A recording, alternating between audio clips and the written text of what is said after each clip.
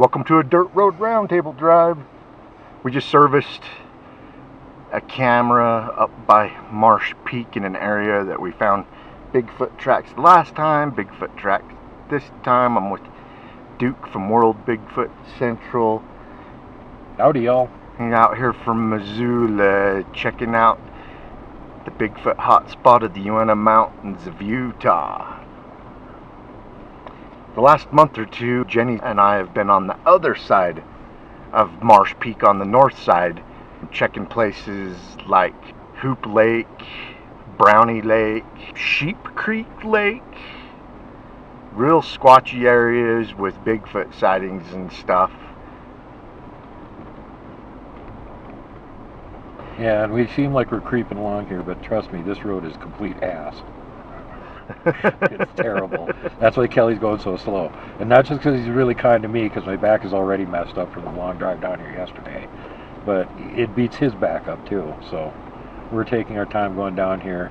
We're going to be coming to a steep spot soon, and I'll tell them that for my channel. And see why people don't come up here to go bigfooting, because it's freaking impossible to get up here. Done a lot of rock crawling today. Lower down there was a bunch of people that came in with travel trailers. It's Friday, so they're all trying to grab the best campsites. And we ran into a local guy with an ATV who was also mystified. We were on this one campsite and he was just coming out.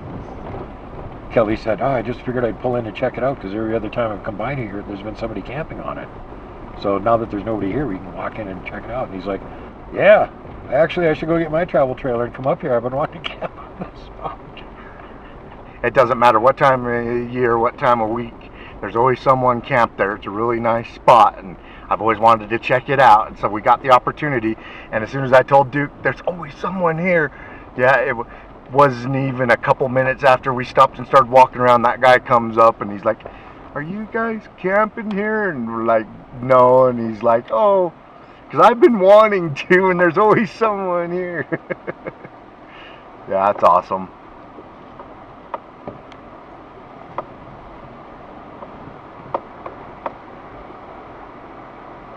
Trust me, you don't want to drive off this. It looks almost not as bad going down as it does going up. My other vehicle wouldn't be able to, it would high center on these rocks. I don't know if this camera does it any justice, but it is kind of nasty. It's kind of extremely bad. Sorry for the bouncy around camera thing, doing the best I can. Hey, look, a creek.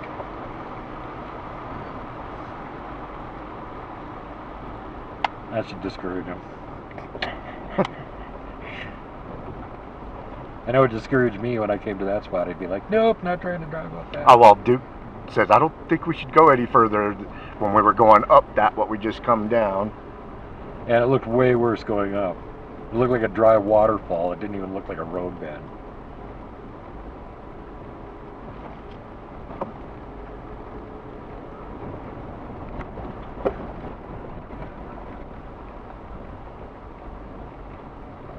Yeah, we got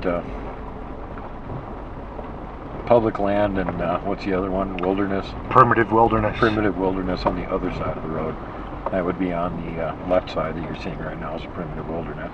So this road runs right on the edge of it, and the public use is the river on the other side.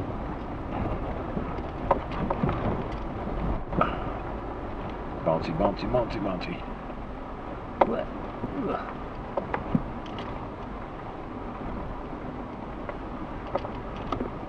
So yeah, calling this a road is giving it way too much credit. And there's cow paths that are in better shape than this shit.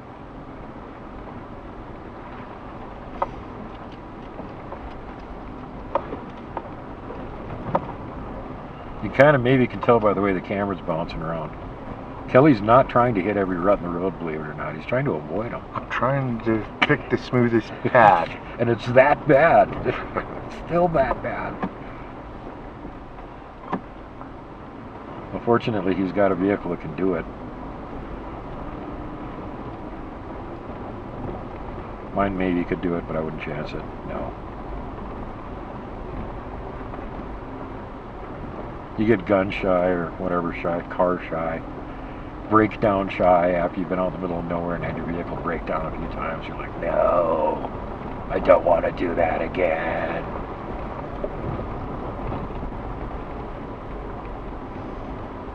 Yeah, I got stuck in the snow this winter for a couple of hours, no cell phone, and I had almost like given up and was calling Sasquatch off-road to come help. Had no cell phone service, and I knew I had to walk in the snow at least a mile to get it. I'd already texted him and then realized I didn't have it, telling him my location and everything. And then I'm like, oh man, alright, I'm going to give it another hour of trying to get out of this before I walk and make that call. And I finally was able to get out. And when I got into cell phone range, that text I sent out went out. And then immediately he's calling me. And I could tell he didn't want to come get me because it was about a 3-hour drive from his house. Oh God. But he was willing. I was like, yay! He was willing to come get me. And You I'm were like, gonna come. I got out, man. That text did not go out when it was supposed to because I didn't have cell service. By the time it did go out, you had gotten the vehicle unstuck.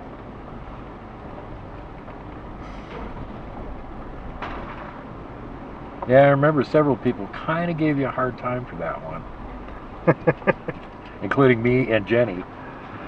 Yup. And potentially other people that I don't know about.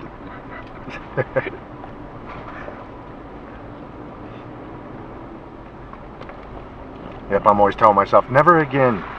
I'm not going to get myself in that situation, and I always do.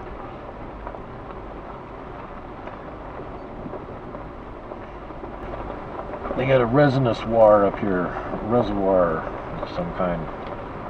Very, very empty right now. Kelly says last time he was up here it was full all the way up to where the trees are. Yeah, it was full. Huh? And I don't know what that thing's supposed to be. It's like inland pirates that need a place to make you walk the plank or something.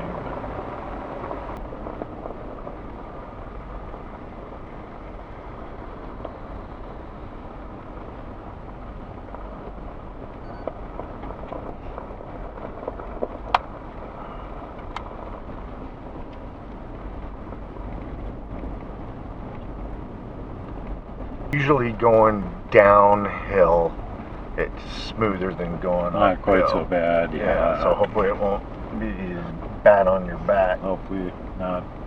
I wonder where they're at. They probably took their spot for the hunt. Yeah, probably. Their trailer's probably been there a week.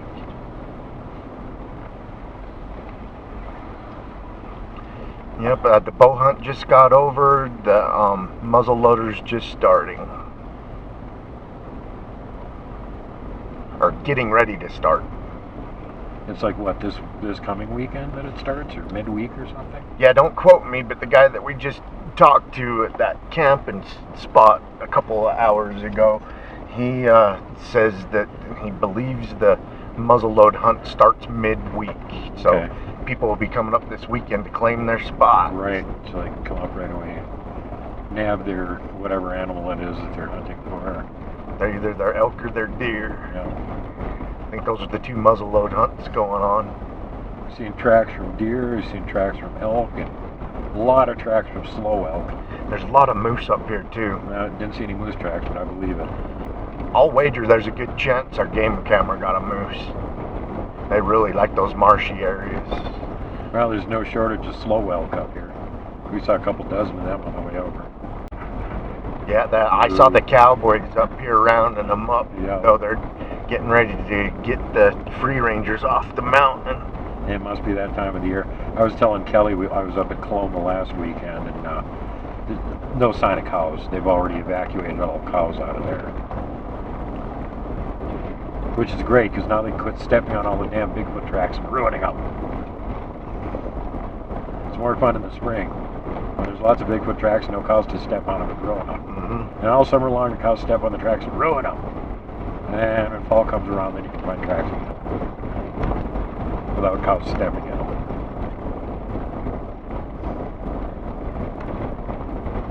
And next week I'll be back up at Coloma again with another. What's the group you're taking up there? It's a paranormal channel, right? Yeah, it's a small Missoula-based paranormal channel. It's only been in operation for a couple months, so he's just trying to get the ball rolling.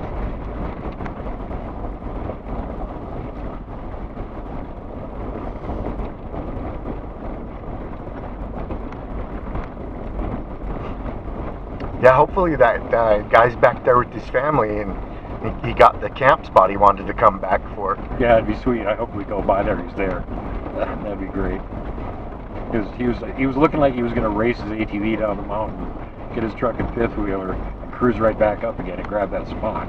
Yeah, he was coming up scouting for firewood and saw that was free, and he's like, yeah, I'm going to go down and grab my family. We've never been able to camp here, and we've wanted to.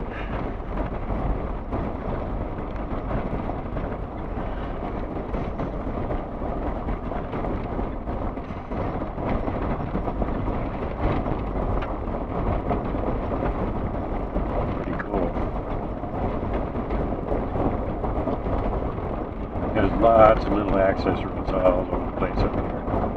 But I can see the ATV people must have just a blast up here. There's no one.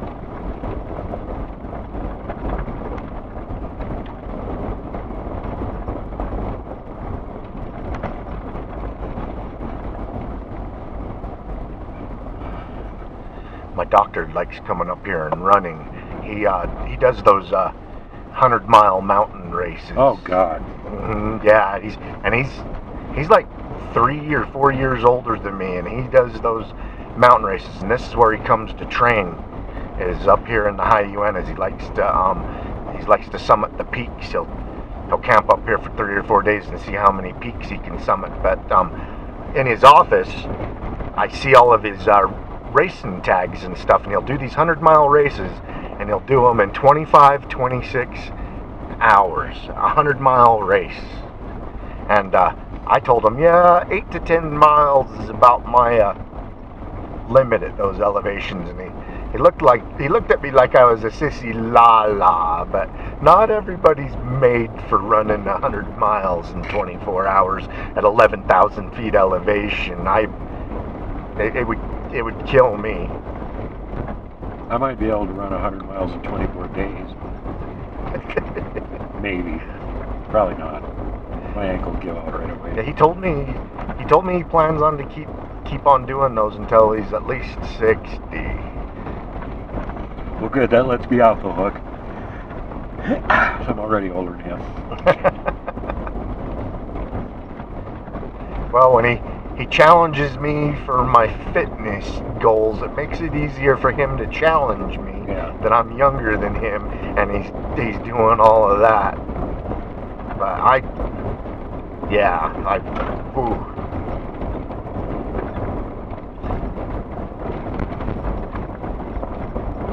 Yeah, and he tells me he only takes 2 liters of water. And I'm like, only 2 liters of water? And he goes, yeah, I bring a straw, and any place where there's like water trapped in some rocks or whatever, I suck it up. And I'm like, aren't you afraid of getting a parasite or blah blah blah? And he's like, I haven't yet. And I'm like, you're gambling, man. Yeah, not yet. Means you will at some point. Unless he's got one of those with the filter. Water cleaning straws with a filter in it, then yeah, no big deal.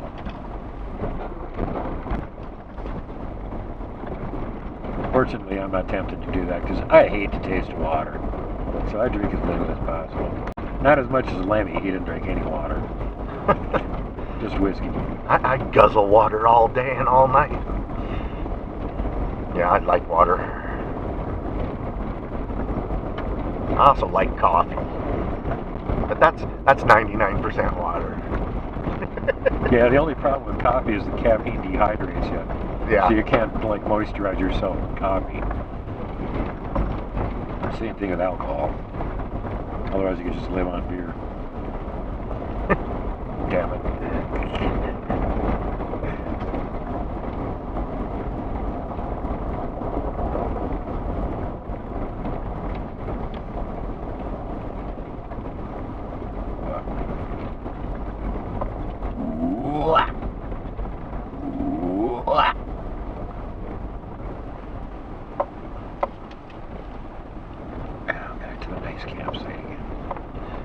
think it's right here. Nobody's in it. Nobody's in it. He probably figured out by the time I get up there, somebody will have it. Dude! He might be on his way. Hopefully, if he is, we'll just give him the thumbs up. It's still open. Hammer down. He had to drive down into the valley, get his family and their camping equipment together.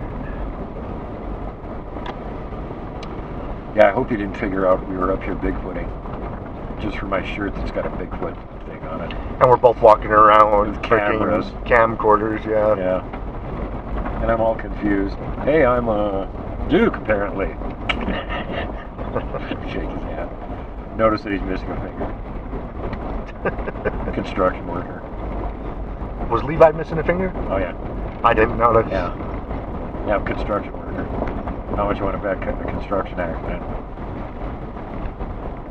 Oh, my buddy Danny lost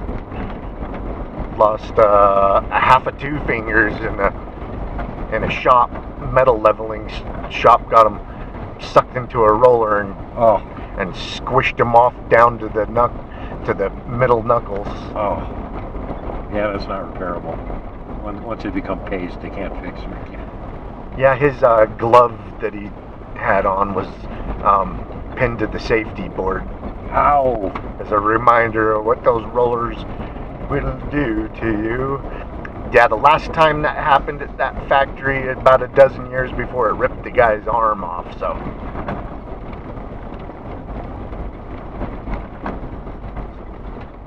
So Danny missing a half of 2 fingers. He still got usable stubs. Just usable stubs. Be a good name for a punk rock band. Oh, 0% chance of rain. Look, it's raining. Like, well, I was saying that earlier. Oh, it's going to rain. I'm shocked when they give it a 0% chance. I'm like, really? Overcast and 0% chance? Seems unlikely. I want to become a weatherman. It's the only time, the only job where you can be wrong all the time and still get a paycheck.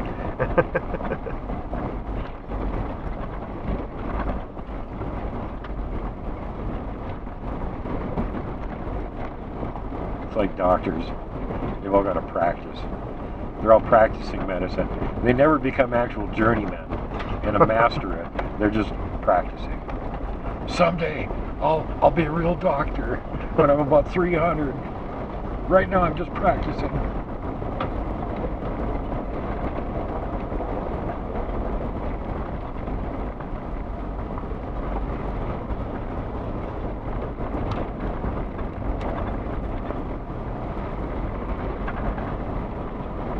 Come on, you piece of shit. Go on.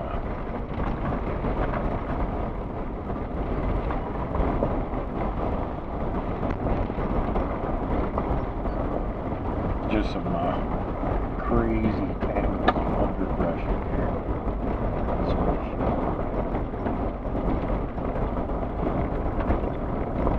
and then it's over with.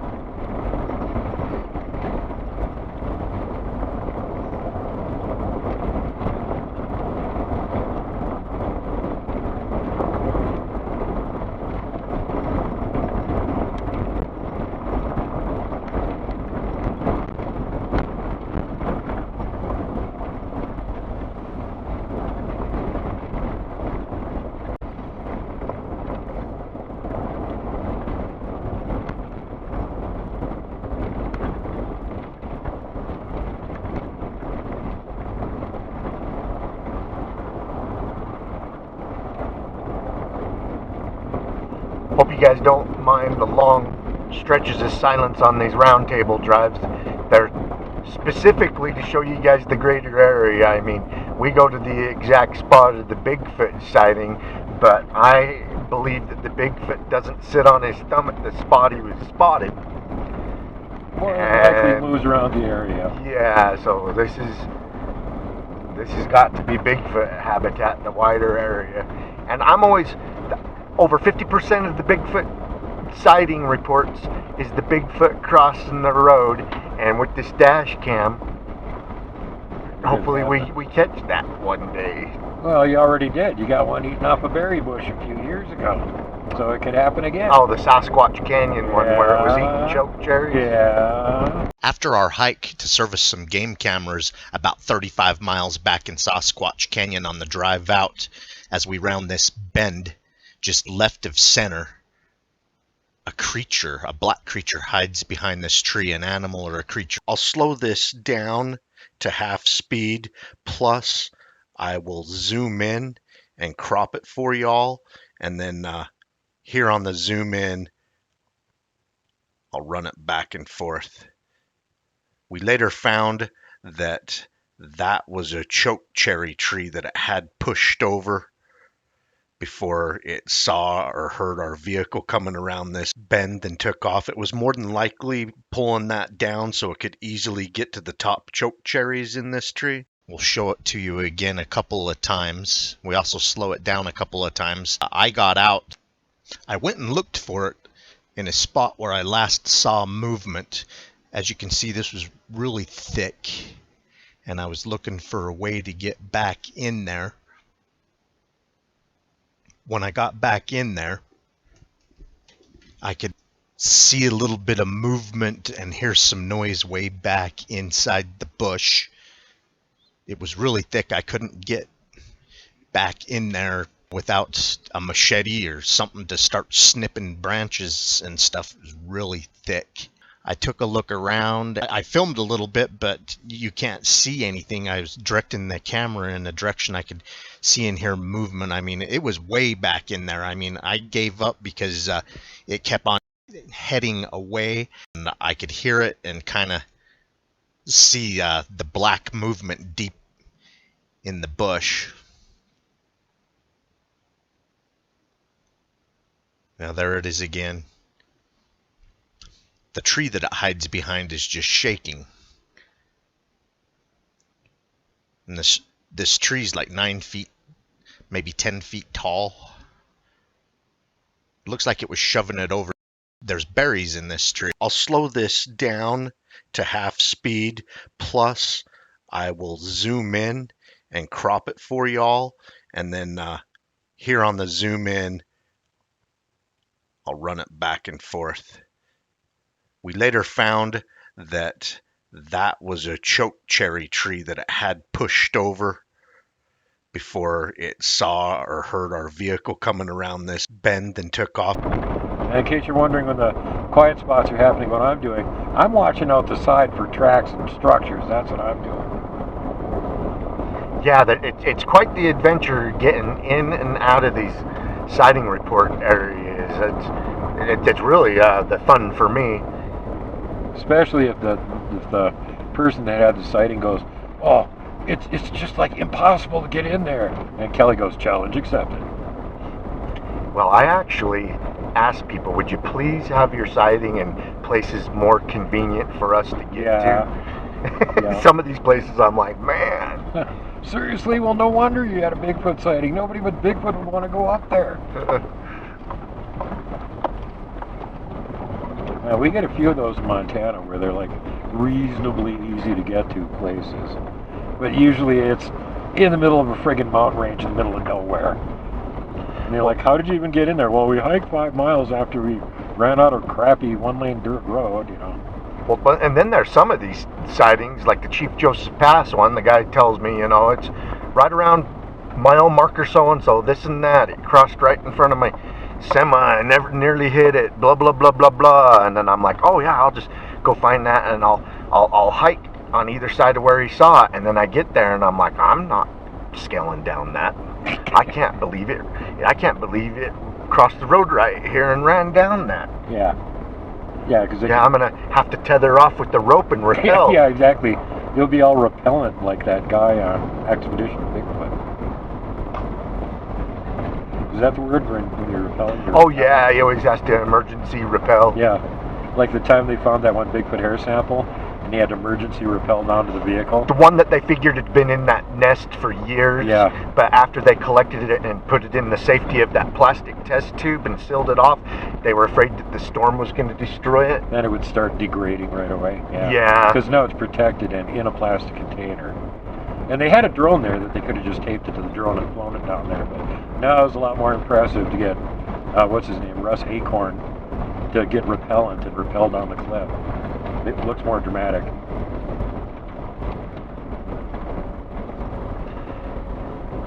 I'm glad he does his own stunts. I do my own stunts, Me but too. I don't go out there looking to do stunts.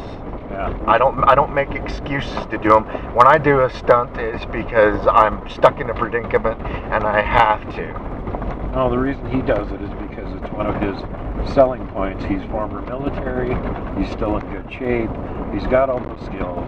So they try and write it in the script somewhere, or there's some reason for him to actually throw his little rope out. Yeah, it does scream that there's a script when they do something like that. Yeah, especially when it's so, like, ridiculous. There's no reason to do it. Oh, I better rappel down the side of this bridge so I can get down there where somebody's seen Bigfoot on the other side. Like, what? You can't just walk across the bridge?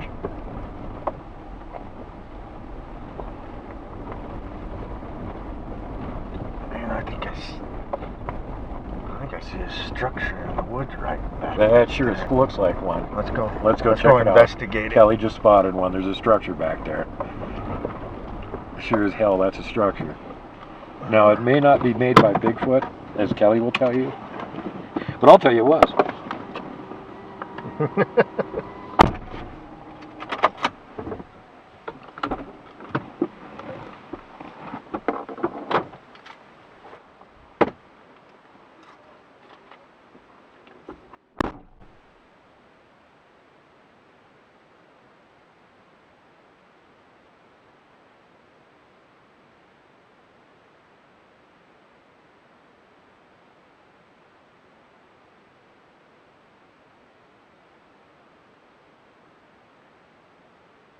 I love that shit, man, when you actually find something like that. It's like, yeah, very unlikely to be humans made it. And oh, by the way, there's a Bigfoot track right there, you know.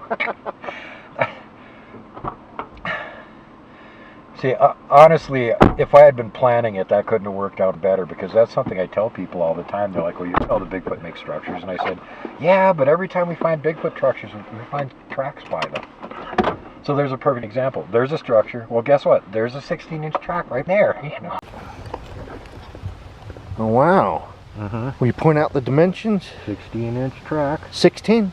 16. Are you filming? Yeah. Okay, you got the heel down here. Put those up there. That's where the toes are. Got about 7 across. Going away from the structure. Yep. Going away from that thing.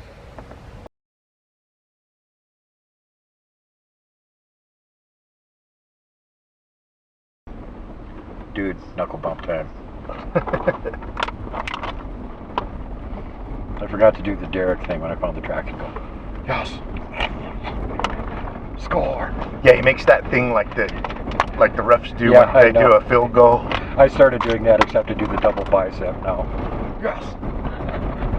Fucking found one.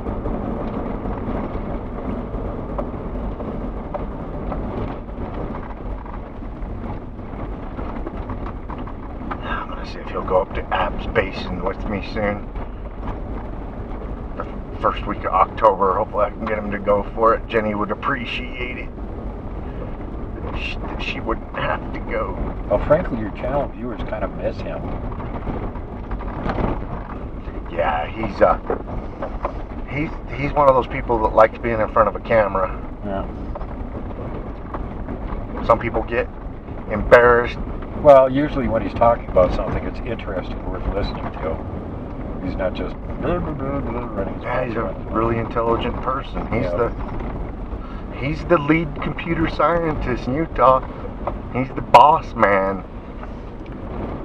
And he's the boss man because he's smart.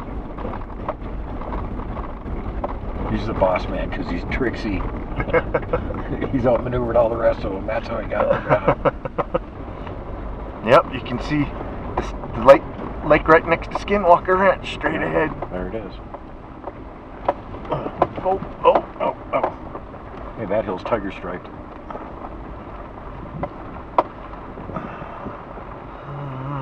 I'll be so glad when we're down this thing. Oh, very painful.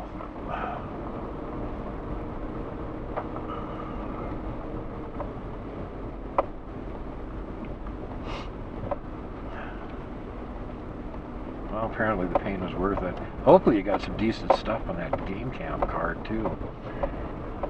Well, I set it up in a spot where it's in the shade 90% of the day, so hopefully it's not sun and wind. I'm really good at setting them up, but we're gonna find out. So I'm pretty sure that we've got some animals and stuff, and of course I'm always hoping for that home run. Yeah, you can never tell. There might have been one half asleep, hung over with an eye infection that couldn't see the infrared. People do occasionally get them on game cams. It's not like impossible. It does happen. It's just not very Everything common. and everyone makes mistakes. Yeah, exactly.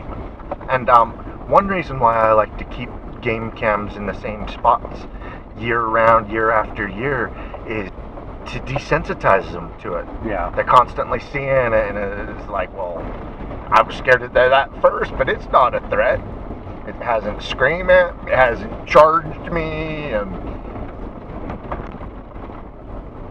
flaming arrows haven't come out of it. So that's So the one of my youths don't own it? that's one of my tactics, is to desensitize them to it, and then hopefully they make a mistake or they just start not to care. Actually, the ones like William Lunsford and Stephen Hill have got quite a few of them on game cam, and about 95% of the time it's the little ones. They don't know what it is, and they come up and look at it and get their picture taken. They haven't learned to be careful. Exactly. Somebody hasn't told them, that's a human thing, stay away from it. I'm like, what's this? It has an eye. Well, when you see an infrared, we can't see it, but they can. I'm pretty sure because they're Oh, yeah, they nocturnal. can see it. But you see an infrared laser beam coming out of something. Do you want to Walk in pass front. through that? No. Yeah. It's got some kind of a light beam coming out of it. Who knows what the hell that thing does? Yeah.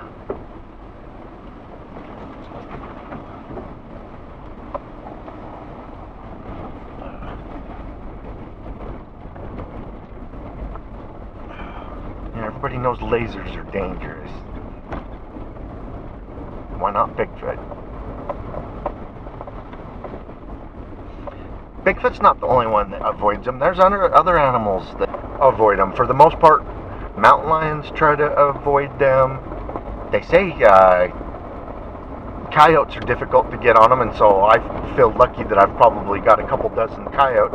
And wolves are extremely difficult to get on game camera. They're extremely difficult to trap. So there's other animals that avoid them, not just Bigfoot. Yeah. And there's several animals that can see into the infrared spectrum, so, being that Bigfoot spent a lot of time operating at night, it's extremely, let's say, we had one that actually verified that for us, so we know they can see infrared beams.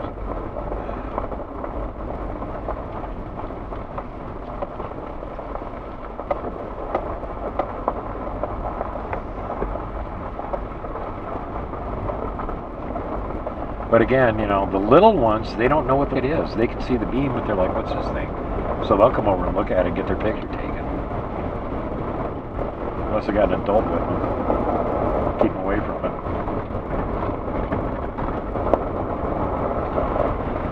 I'm hungry for some real food, not this hiking food stuff. Yeah, me too.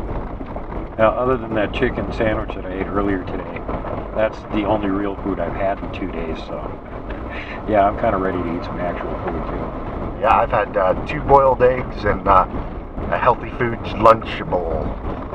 Munchie.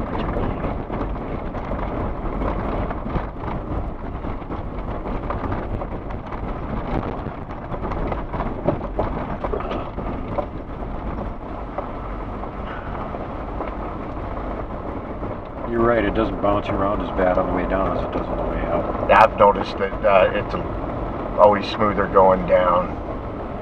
For whatever reason, I appreciate that.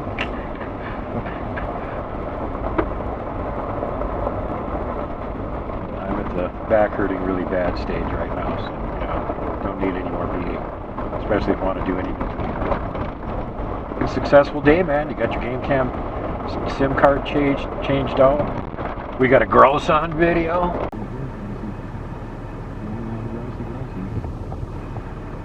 There's Bigfoot food. You got a big stick and you're patient, they'll walk right up to you. You got a couple nifty tracks and a kick-ass structure that you spotted? Yep, and it will be nearly a year when I see that game camera the next time. The 1,000 images, unless you set it up someplace where something weird was triggering it all the time, and that's a watering hole. You probably got it was the best place to get a drink for miles. Yeah, exactly. You probably got all kinds of animals there on it, and people love that. I know. I've heard from friends of mine. They're like, I really like when he shows all the game cam pictures of the animals at the end. That's Jenny's dad's favorite stuff. There's a cow dog. Cow dog. Woof woof moo. Yeah, when I go through an SD card, it's like Christmas morning when I was a little kid. That's the same feeling I get when I start going through them. Yep. What kind of gifts am I getting? I'm always hoping to catch something I've never caught before, including a Bigfoot. Well, just keep going. Eventually, a lot of averages. If you got enough game cams set up in Bigfoot hotspots, eventually a juvenile will walk in front of them and go, "What's that thing?" And you get a picture of it.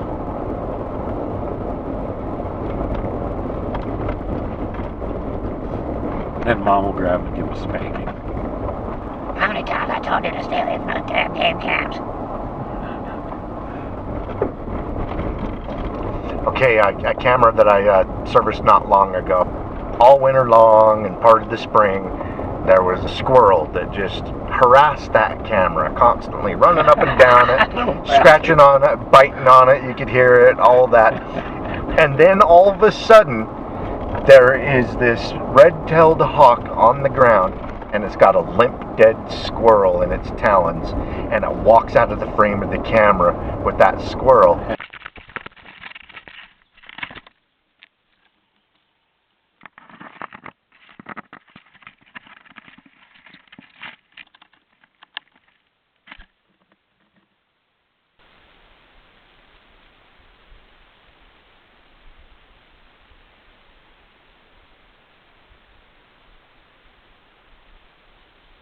And then from that point on, no more squirrel. The camera was no longer harassed. So it's suggestive that that red-tailed hawk got the squirrel that was biting and scratching my camera for months. Now, maybe the hawk was a fan of your channel and he's like, cam pics. I'm not letting you screw everything up. Die, you little asshole, die.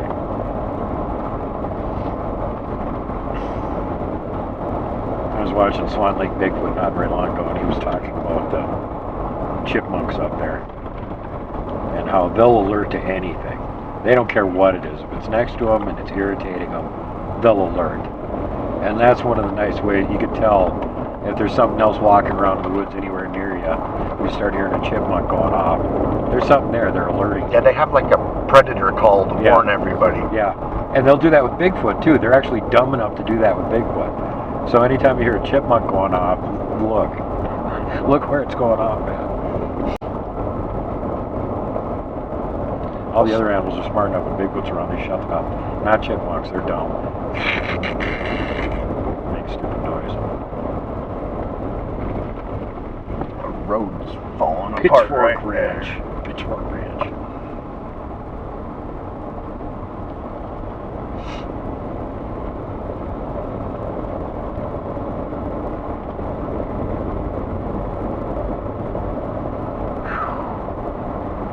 Well, thank God, my reputation's still intact. I was afraid we might get skunked, but covered that now.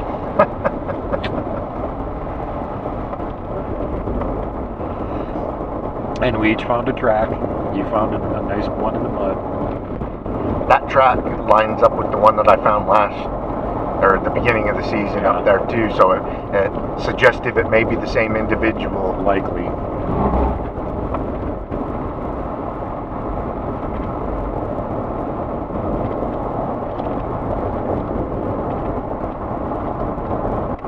Yeah, being that we don't really have a bumper crop of Bigfoot, if you're finding tracks that are the same size in the same area, it's likely the same individual.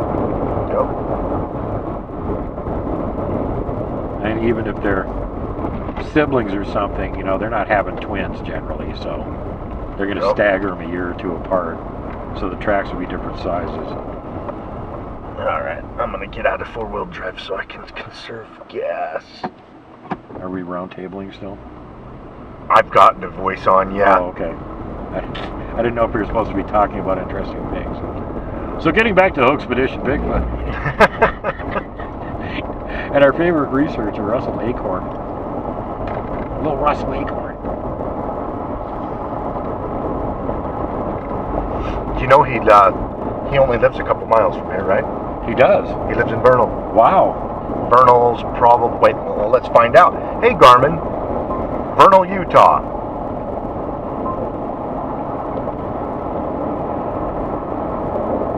Which result would you like?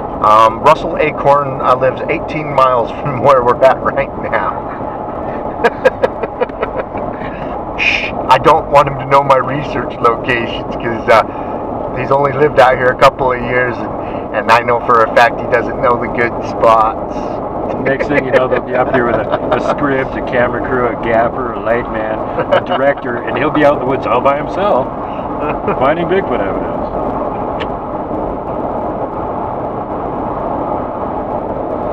Yeah, they find some really good spots at dude ranches and stuff.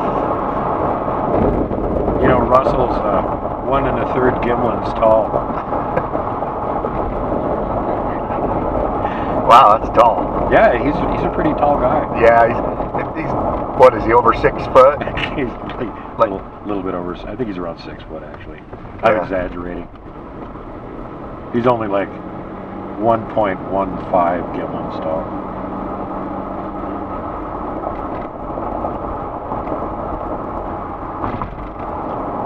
Yeah, that's our new standard of measurement of Bigfoot height. Blaine Tyler Institute in Nebraska a few years ago. Well, I'm not very tall. I'm only 6 inches taller than Gimlin. Maybe, no, I take that back. I'm 7 inches taller. So that makes you like what, 1.1 gimlin? Or? I don't know. We'll have to do the math. That's breakdown on that's that. hurting my brain. So in case you're wondering, Bob's like 5 feet tall. So it's an easy measurement, you know, instead of using feet or yards, you can just use gimlins. When you got a 10-foot Bigfoot, it's 2 gimlins tall. The one Blaine saw at the Nebraska Bigfoot Museum was 2.2 gimlins.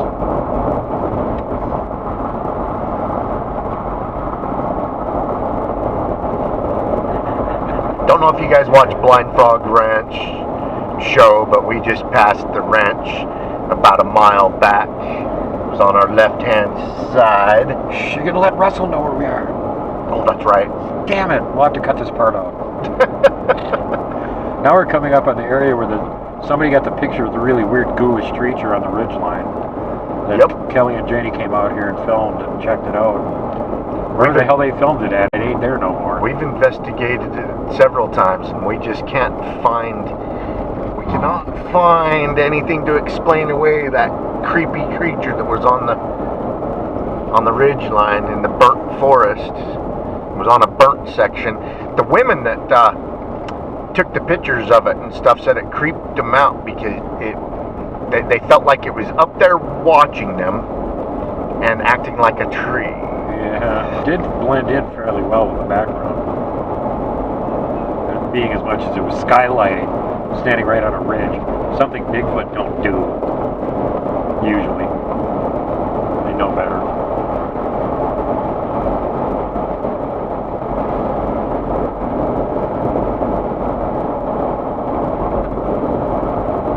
Well, I hope you guys enjoyed this dirt road roundtable drive. Now that we're off the dirt road and getting close to civilization, we just like to say, keep on watching.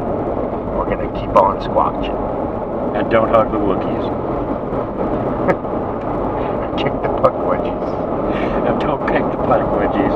Don't poke Dogman with a stick. Don't flip off the mountain giants. Actually give cookies to the puck wedgies. Then they won't mess around with you. hey, I actually got to be in the vehicle with you for a roundtable drive. Instead of over the phone? Instead of over up there like, hey, how are you on a roundtable drive with Kelly when you're not even in the vehicle with him? And I said, it's some kind of techno wizardry or something. I don't understand it. You'd have to ask Kelly. Well, sometimes I'm on them and I'm by myself and I'm like, I need a co-host. Let's see if Duke's home and he wants to chat about Bigfoot. And then about half an hour in, he'll be like, hey, I'm doing a roundtable drive. And I'll be like, what? I'm on your roundtable drive?